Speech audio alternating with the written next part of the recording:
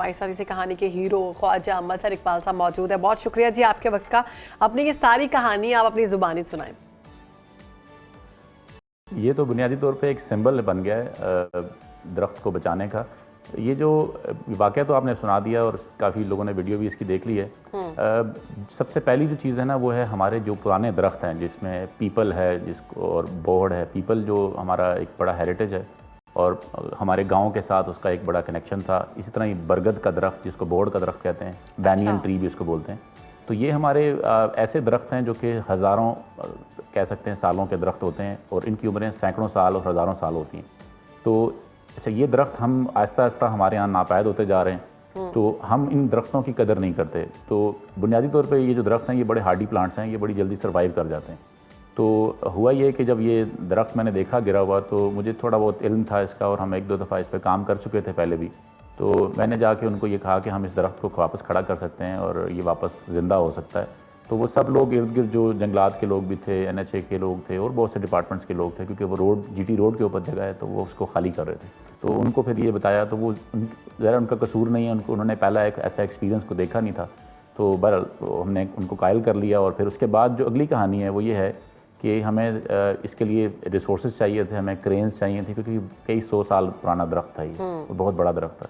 तो फिर हमने इसके लिए लोगों को सोशल मीडिया का सहारा लेके लोगों को कॉल की, उनको बताया कि जी हम ये करना चाहते हैं तो आप हमें डोनेट करें। तो सब लोगों ने मिल के इसके ऊपर अपने पूल किए, किसी ने 500 भेजा, किसी ने 5000 भेजा, किसी ने 1000 भेजा। कितना आया सारे दरख्त को दोबारा से जिंदा करने? जो इसके 2 ऑपरेशन थे, एक तो था जो कि दरख्त को सेव करना, वापस खड़ा करना, उस पर तकरीबन हमारा कोई 1,20,000 रुपये खर्चा आया, जिसमें क्रेन्स हमारी लगी, उसमें शवल्स हैं और लोगों की सपोर्ट इसके अलावा थी, फिजिकल जो सपोर्ट थी वो तो अलग थी। फिर उसके बाद जब हमने इसको खड़ा कर लिया और वापस हमने इसको इसके गिर्द हमने एक दीवार खड़ी की, एक राउंड बनाया और चबूतरा सा बनाया, तो उस पर तकरीबन हमारा कोई लगभग 1 लाख रुपए उस पर लगा। तो टोटल ये कॉस्ट तकरीबन 2,30,000 रुपये से खर्चा आया। लेकिन ये बताइएगा कि मैं भी ये जानने में इंटरेस्टेड हूँ कि ये नॉलेज फर्स्ट हैंड आपके पास कैसे आया कि एक ऐसा काफ़ी पुराना है, वो गिर चुका है और उसकी जड़ें भी बाहर हैं, तो अमूमन तो उसे मुर्दा ही तस्वुर किया जाता है, तो वो दोबारा से ज़िंदा हो सकता है। ये आइडिया सर कैसे आया और क्या तमाम प्लांट्स ऐसे हो सकते हैं, रीस्टोर किया जा सकता है उन्हें? सबसे पहले मैं ये इस पैगाम एक छोटा सा देना चाहता हूँ कि जो भी दरख्त लोग काटने के बजाय उस दरख्त को शिफ्ट कर सकते हैं। मतलब ये तो गिर गया था ना, आप अपने दरख्त को उसी किसी के घर में दरख्त है, किसी की गली में दरख्त है, किसी रोड के अंदर दरख्त आ गया, तो हमें ये करना चाहिए कि हम उस दरख्त को जी उसको शिफ्ट कर सकते हैं।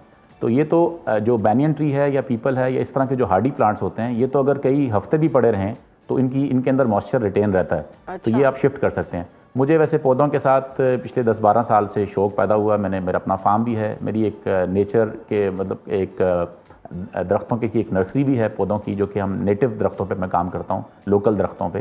तो वो हमने एक नर्सरी भी बनाई हुई है। तो वो हमने मुख्तलिफ जगहों पे जाके इस तरह के दरख्त पहले शिफ्ट भी किए थे और देखा भी था, तो इसका इल्म तो पहले से था। लेकिन मैसेज ये है कि हम दरख्त काटने के बजाय अगर हमारे रास्ते में आ जाए, हमारे घर के दरमियान आ जाए, तो हम उसको खोद के निकाल के दूसरी जगह मूव भी कर सकते हैं, ट्रांसपोर्ट भी। अच्छा मजहर इकबाल साहब, इस वाक़े को लेकर एक और सवाल मेरे जहन में ये आया जब मैंने भी ये वीडियो देखी कि अमूमी तौर पर इंसान की बुनियादी फितरत ये है कि किसी भी काम को जब करना पड़ता है तो कॉस्ट बेनिफिट एनालिसिस वो करता है पहले कि अगर ये काम करने का फ़ायदा ज़्यादा है, नुकसान ज़्यादा है। तो अमूमी तौर पर ये आइडिया भी ज़्यादातर लोगों को होगा कि यार एक दरख्त गिर चुका है, उम्र पूरी कर चुका है शायद, तो इसकी लकड़ी को इस्तेमाल कर लिया जाए और इसकी जगह एक नया पौधा प्लांट कर दें, बजाय कि दोबारा से पैसे लगा के इसी को दोबारा से अपने पैरों पर खड़ा किया जाए। तो इस हवाले से बताइएगा। असल में इसको आप ऐसे समझ लें कि अगर हमारे घर में कोई बुज़ुर्ग हैं जिनकी उम्र 80 साल है, 900 साल है, तो क्या हम उनको अगर वो बीमार हो जाए तो उनको हॉस्पिटल नहीं लेके जाएंगे उनको? क्या हम उनको मरने देंगे ऐसे ही?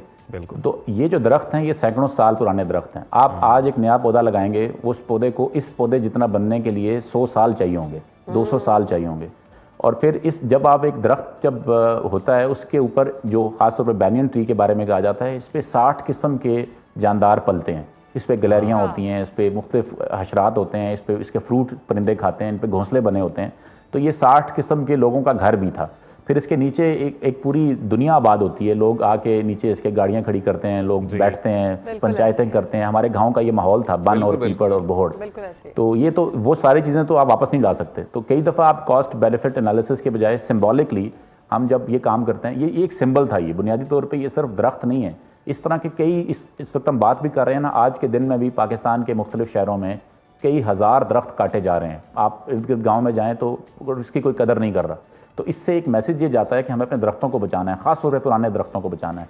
अच्छा, जो मज़र इकबाल दरख्त काटने वाले लोग हैं ना, या दरख्तों को जलाने वाले लोग हैं, उनको ये टिम्बर नज़र आता है। उनको एक समझ लें ऐसे नज़र आता है जैसे कि गोश्त खाने वाले को जब जानवर को देखता है तो उसको गोश्त नज़र आता है। इस तरह ही लकड़ी काटने वाले को जो है ना, दरख्त जो है वो सेहतमंद दरख्त नज़र आता है, ये कि एक टिम्बर है, ये इसको काटे और जला ले। Piece of wood. अच्छा मज़र इकबाल साहब, आपको किसी ने कॉल करके बताया या फिर आपने खुद गुजरते हुए इस दरख्त को गिरे हुए देखा और उसके बाद असल में ये कहानी ऐसी है कि मैं ये समझता हूँ ज़ाती तौर पे कि मेरी ये ड्यूटी बन गई हुई है। मैं पिछले 10 साल से मेरी ये तबलीग है, मेरी ये लाइफ मिशन है। तो होता क्या है कि जब ये मेरा बिलीफ है, इसको मैं ऐसे अपना बिलीफ समझता हूँ कि बुनियादी तौर पर इस दरख्त ने मुझे बुलाया था।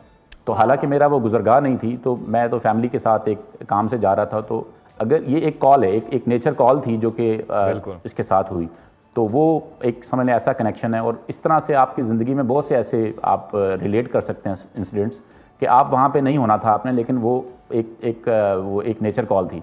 तो मेरी नज़र में तो ये इस दरख्त के साथ मेरी मोहब्बत, या मेरी बैनियन ट्री के साथ, या इन दरख्तों के साथ, पुराने दरख्तों के साथ मोहब्बत की वजह से, अगर मैं यहाँ ना आता तो मुझे कोई कॉल करके बुला लेता, लेकिन मैं तो वैसे ही गुजर रहा था वहाँ से। तो वैसे ही वो एक मैसेज दे दें उन लोगों को जो होता है। दरख्तों को काटने की बातें करते हैं और चाहते हैं कि दरख्त काट दिए जाएं और बाकी तमाम जगह जो है साफ़ कर दी जाए। जी, अच्छा, ये छोटी सी बात मैं ये कहना चाहूँगा कि आप सिंपल, अगर आपने किसी भी बंदे को जज करना है ना कि ये महज़ब इंसान है या ये गैर महज़ब है, या ऐसा कह लें कि एक जंगली इंसान और एक सिविलाइज इंसान में फ़र्क ये है कि जो सिविलाइज इंसान होगा वो दरख्त लगाएगा और जानवर को बचाएगा, और जो जंगली इंसान होगा वो जानवर को मारेगा और दरख्त को काटेगा। तो अगर आप सिविलाइज इंसान बनना चाहते हैं तो दरख्त और परिंदे बचाएं, और अगर आप जंगली और अपने आप को ऐसा कहलवाना चाहते हैं तो दरख्त काटें और परिंदे मारें। बिल्कुल, बहुत शुक्रिया आपका। आप मज़र इकबाल साहब, आपने बड़ा अच्छा दिया और बड़ा नेक काम आप कर रहे हैं। हमारी बेस्ट विशेस आपके साथ है। बिल्कुल आप हीरो हैं, और हम ये उम्मीद करते हैं, तवक्को करते हैं कि इसी तरीके से जो नेचर कॉल है वो आपको आती रहेगी और आप मुख्तलिफ जगहों पर पहुंच के जो ग्रीनरी है उसको रिस्टोर करते रहेंगे। पैदा किया जाए। अभी तो ऐसा होता है कि मुझे हर हफ्ते मुख्तलिफ जगहों से कॉल्स आती हैं जी के, और इसके बाद से तो कई सैकड़ों दरख्तों को हम बचा चुके हैं। और हम क्योंकि दरिया स्वां को, अभी आप लाहौर में है ना, तो दरिया रावी, मैं एक छोटा सा मैसेज देना चाहता हूँ कि हर शहर के साथ एक दरिया बह रहा है या नाला बह रहा है, उसको हम पोल्यूट कर रहे हैं। तो हम हमारा रावलपिंडी में एक नाला लई है, उसके साथ दरिया स्वां है, तो हम दरिया स्वां को साफ़ करना चाहते हैं। हमारे एक दोस्त हैं अबू ज़र हैं, वो लाहौर में, वो रावी को साफ़ करने के मिशन पे हैं। तो हमें अपने दरियाओं को पोल्यूट नहीं करना, हमें नेचर वापस प्रिजर्व करनी है, ताकि हम बनिस्बत जू बनाने के बजाय अगर हम दरख्त लगा दें बड़े बड़े, तो परिंदे और जानवर और उस पे आपने मज़र इकबाल साहब, ऐसे ही हीरोज़ की हमें ज़रूरत है, ऐसे ही लोग जो पाकिस्तान का फ़ायदा सोचें, अपनी मिट्टी का फ़ायदा सोचें। और एक्चुअली में सही मानों में एक सिविलाइज्ड कौम कैसे होती है वो ऐसे ही होती है। बिल्कुल, तो ऐसा है मेरा पाकिस्तान।